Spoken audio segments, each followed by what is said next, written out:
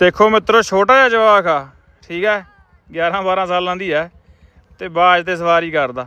ਇੱਧਰ ਨੂੰ ਰੱਖ ਸੱਜੇ ਪਾਸੇ ਰੱਖ ਸੱਜੇ ਪਾਸੇ ਕਿਉਂ ਬਾਣ ਬੂਣ ਬਾਹਾ ਹੋਇਆ ਪੋਲਾ ਕਰਿਆ ਹੋਇਆ ਜਮਾ ਤੇ ਐਂ ਚੱਲਦਾ ਵਾ ਚੱਲ ਚੱਲ ਚੱਲ ਚੱਲ ਕਿਉਂ ਬਣਦੀ ਹੈ ਗੱਲ ਠੀਕ ਆ। ਸਿੱਖ ਲਓ ਜਿਹਨੇ ਸਵਾਰੀਆਂ ਸਿੱਖਣੀਆਂ ਨਾ ਇਹੋ ਜਿਹਾ ਸੀਲ ਘੋੜਾ ਮਿਲੇ ਆਪਾਂ ਹੀ ਬਾਈ ਸਿੱਖਣ ਵਾਸਤੇ ਨਾ ਇਹੋ ਜਿਹਾ ਸੀਲ ਘੋੜਾ ਮਿਲੇ ਠੀਕ ਹੈ ਤੇ ਨਾ ਲੱਭੇ। ਚੱਲ ਚੱਲ ਲੈ ਜਾ ਲੈ ਜਾ ਲੈ ਜਾ ਸਾਰੇ ਪਿੰਡ ਵਾਲੇ ਸਵਾਰੀ ਸਿਖਾ ਦਾਂਗੇ। ਲੈ ਜਾ ਡਿੱਗਦਾ ਕਿਉਂ ਚੱਲ ਚੱਲ ਲੈ ਜਾ ਲੈ ਜਾ ਲੈ ਜਾ ਛੱਡ ਦੇ ਛੱਡ ਦੇ ਛੱਡ ਦੇ ਛੱਡ ਦੇ ਛੱਡ ਦੇ ਜਾਣ ਦੇ ਜਾਣ ਦੇ ਜਾਣ ਦੇ ਕਿਉਂ